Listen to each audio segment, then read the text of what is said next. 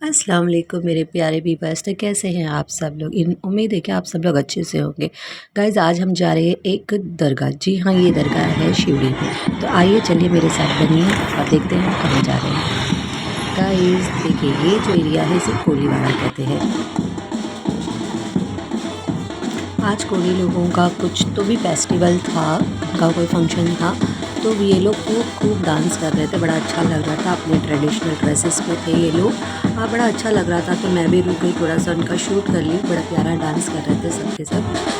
Band बाजा भी मस्त बज रहा था, तो मैं भी खड़ी रह के थोड़ी देर देखी और फिर वहाँ से चली आई। गाइस मैं जा रही हूँ दरगाह, जो कि है सैयद जलाल शाह और सैयद मुराद शाह, जो कि शिवड़ी के कुतुब माने जाते हैं। गाइस ये बात तो रही इनकी, लेकिन इन्हें जो है ना डूंगर शाह बाबा के नाम से भी जाना जाता है। शिवड़ी में आकर अगर आप किसी से भी कहें कि डूंगर शाह बाबा की दरगाह किधर है, तो वो आपको बराबर से उनका एड्रेस दे देगा। तो चलिए गाइस मेरे साथ में बने रहिए, मैं आपको वहाँ ले चलती हूँ। गाइस ये इलाका जो है भारत पेट्रोलियम का है। तो गाइस आपको यहाँ पे सिर्फ़ और सिर्फ है ना बड़े बड़े कंटेनर वगैरह दिखाई देंगे, बड़े बड़े लॉरीज़, और हर जगह पे आपको टैंकर नज़र आएंगे जिससे ऑयल और अपना डीज़ल पेट्रोल ही सप्लाई होता है। तो गाइज़ हम आ गए हैं अभी सैयद जलाल शाह सैयद मुराद शाह सरकार के आस्थाने पर। तो गाइज़ देखिए, आप चारों तरफ जो है हरियाली से लगा हुआ ये इलाका है, क्योंकि बारिश का मौसम है और ये जो है पहाड़ी एरिया है। हल्का छोटा सा एक पहाड़ है जिसे डोंगर कहा जाता है, और ये बाबा का आस्थाना है। तो जब से ये बाबा डोंगर शाह बाबा के नाम से पॉपुलर हो गए हैं, मतलब गाइस ये जो है बहुत पुरानी दरगाह है। हम हमारे बचपन में भी आया करते थे अपने पेरेंट्स के साथ में। अब हम अकेले आया करते हैं। लोगों की बड़ी ज़्यादा मान्यता है यहाँ पर आने की। कोई भी जाति, कोई भी धर्म के लोग हो, यहाँ पे ज़रूर आते हैं, अपनी मुरादें पाते हैं। तो गाइज़ अगर आप भी मेरी बताई हुई लोकेशन के साथ साथ आना चाहें तो आना, और यहाँ पे एक बार आके अपनी मान्यताओं को पूरी करके जाना। गाइज़ यहाँ पे इतना सुकून मिलता है ना, आपको मैं पूरी तरीके से दरगाह का व्यू बताऊँगी, तो आप खुद देख लेंगे और समझ जाएंगे कि हाँ वाकई में ये दरगाह कितनी पीसफुल है और कितनी ही मतलब प्यारी है और ख़ूबसूरत है। तो गाइज़ मेरे साथ बने रहिए। ये हम जा रहे हैं दरगाह के ऊपर, मतलब पास में। ये देखिए, ये है दरगाह के बाहर का हिस्सा। कितनी खूबसूरत दरगाह है, आप खुद देख सकते हैं। बारिश के चलते सब लोग आए नहीं हैं, काफ़ी लोग नहीं आए, नहीं तो बहुत लोग आते हैं। हम अभी अंदर की तरफ चल रहे हैं, हमारे साथ अंदर चलिए।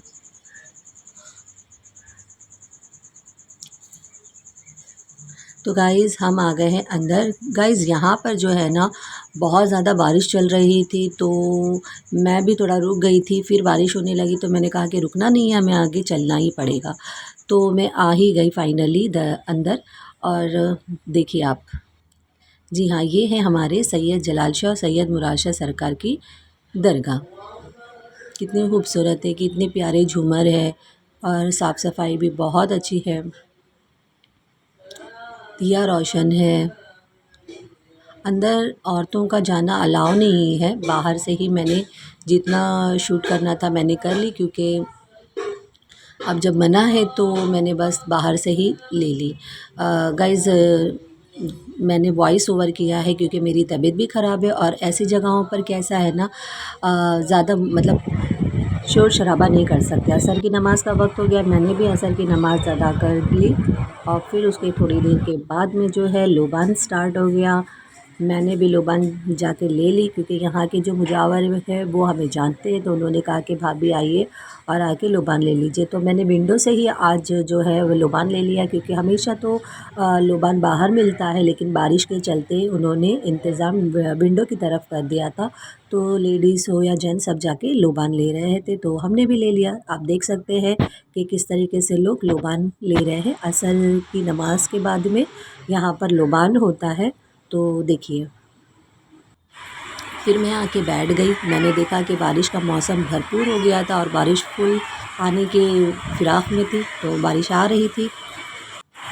ये जो है गाइज़, ये एरिया जो है लेडीज़ की नमाज़ पढ़ने का है। यहाँ पर लेडीज़ अपनी नमाज़ आके अदा करती, इबादत करती है। ये इनकी जानमाज़ है, चटाई है, लेडीज़ का इंतज़ाम है ये। गाइज़ बहुत ज़ोरों की और ज़बरदस्त बारिश स्टार्ट हो गई। मैं डर गई कि मैं तो अकेली आई हूँ, अब क्या करूँ, तो मैं रुक गई यहाँ पर। काफ़ी देर से ये मकोड़ा यानी कि जो ये एंट है ना मेरे पास आ रहा था। शायद मुझसे कह रहा हो कि मुझे भी ये ना वीडियो में कैप्चर कर लो, तो मैंने इसे भी अपने वीडियो में कैप्चर कर ली। फिर इसके बाद में मैंने देखा कि ये कैट्स, जी हाँ ये कैट्स जो है सालों साल से यहाँ पर है। मैं जब भी आती हूँ तो ये कैट्स यहीं पर नज़र आती है। बड़ी प्यारी बिल्लियाँ हैं, कोई नुकसान कोई तकलीफ़ नहीं देती है। कुछ भी दे दो इन लोगों को खाने के लिए, ये आराम से है ना खा लेती हैं और अच्छे से रहती हैं। मुझे भी व्लॉग बनाना था, ये मेरे आसपास घूम रही थी, व्लॉग बनाने के लिए दे नहीं रही थी, तो मैंने जैसे तैसे मुझे लगा तो मैंने इनको अपने पास से हटाया कि भाई हटो, मुझे भी व्लॉग बनाने दो। तो फाइनली ये हट गए और फिर मैंने यहाँ का शूट किया। तो देखिए गाइस, यहाँ पर जो है अभी आपको जो व्यू दिखाई दे रहा है, जी हाँ ये जो पुल है जो समंदर के बीचों बीच बना हुआ है, ये क्या कौन सा पुल है, तो आप लोग समझ ही गए होंगे गाइस कि मैं आपको ये जो बता रही हूँ, ब्रिज बता रही हूँ जो समंदर के अंदर है, तो वो गाइस है अटल सेतु। जी हाँ गाइस, ये है मुंबई का अटल सेतु जो कि नावा शिवापुरा में जाके एंड होता है, शिवड़ी से स्टार्ट होता है।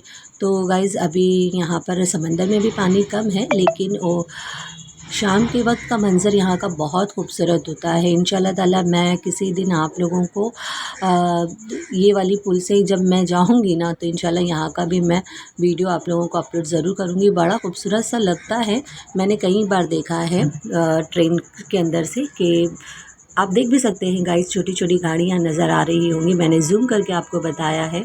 समंदर में पानी भी कम है, लेकिन ऐसा नहीं है कि यहाँ पे पानी कम होता है।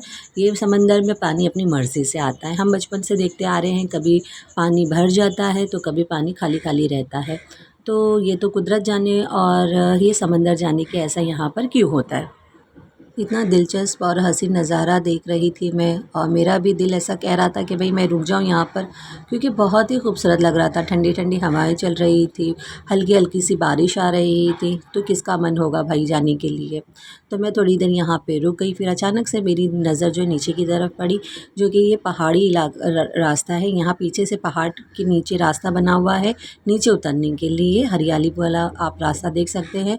नीचे उतर के मतलब समंदर की तरफ जाया जाता है। हम बचपन में छोटे जब थे तब इस रास्ते से नीचे उतर के थोड़ा सा घूम फिर आया करते थे, समंदर की तरफ तक चले जाया करते थे। लेकिन अब यहाँ पर बच्चों का और लेडीज़ का जाना मना कर दिया गया है, तो अब कोई लेडीज़ और बच्चा यहाँ पर नहीं जाता है। हाँ, कुछ आदमी चले जाते हैं। गाइज़ ये जो है मर्दों की नमाज का इंतज़ाम किया गया है, तो यहाँ पर जेंट्स नमाज़ पढ़ते हैं, और ये जो है ये इस दरगाह के इमाम साहब है, ये जा रहे हैं अज़ान के लिए। इन्होंने मतलब ऑलमोस्ट है ना, अब मगरिब का वक्त हो गया था, तो ये भी चले गए। मैं भी थोड़ा रुक गई कि मैं मगरिब की नमाज़ पढ़ कर ही यहाँ से निकलूँगी। तो वेट कर रही थी मगरिब की अज़ान का कि भाई अज़ान हो जाए तो मैं फिर नमाज़ पढ़ के घर चली जाऊँ। थोड़ी देर में इमाम साहब ने अज़ान दे दी, फिर मैंने अज़ान सुनी और नमाज़ के लिए मतलब तैयार हो गई। फ़ौरन ही नमाज अज़ान के बाद में है ना, यहाँ पर नगारे का टाइम होता है, तो नगारा बजने लगा। 2 मिनट या ज़्यादा से ज़्यादा 3 मिनट का शायद ये नगारा होता होगा, जो कि हमने ले लिए। फिर थोड़ी देर के बाद में हमने अपनी मगरिब की नमाज़ अदा की। अदा करने के बाद में फिर हम यहाँ पर आ गए।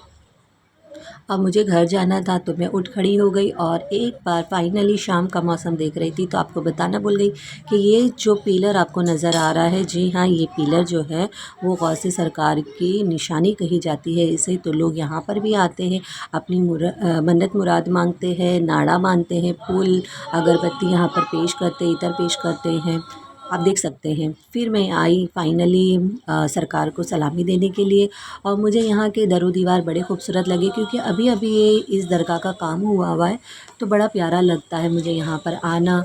मैं आती हूँ तो बार बार सरकार को देखती हूँ, सरकार के आस्थाने को देखती हूँ, बस यही मेरा हाल होता है जब भी मैं आती हूँ।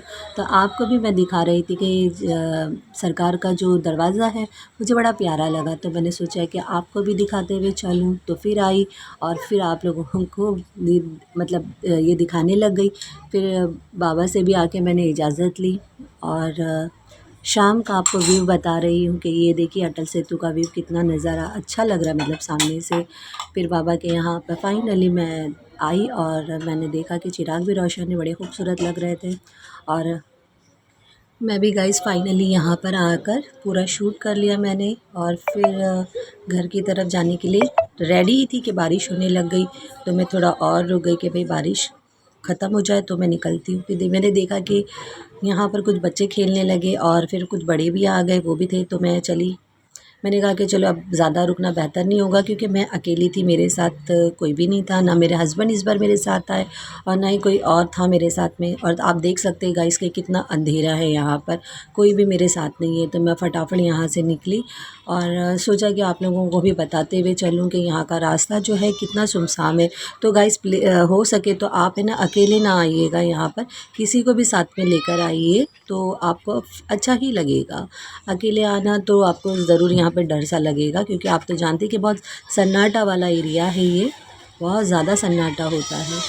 तो देखिए गाइस मैं ये रास्ता आप लोगों को बता रही हूँ कि देखिए दूर दूर तक का कोई ज़्यादा आबादी नज़र नहीं आती है, सारे आपको यही नज़र आएंगे पेट्रोल पंप, ये सब टैंकर वगैरह बस यही जाती रहती है पेट्रोल पंप वगैरह में ऑयल वगैरह पेट्रोल सप्लाई करते हुए। बड़ा ही खौफनाक सा अंधेरा था। मैंने भी कैसे भी करते करते शूट करते करते चली गई। तो गाइज़ ये मेरा ब्लॉग था। यहाँ पे वड़ा पाव की दुकान थी तो मैंने यहाँ से वड़ा पाव ले लिया। तो गाइज़ ये मेरा छोटा सा ब्लॉग है, तो लाइक शेयर एंड कमेंट कीजिए और मुझे सपोर्ट कीजिए। अल्लाह हाफिज़।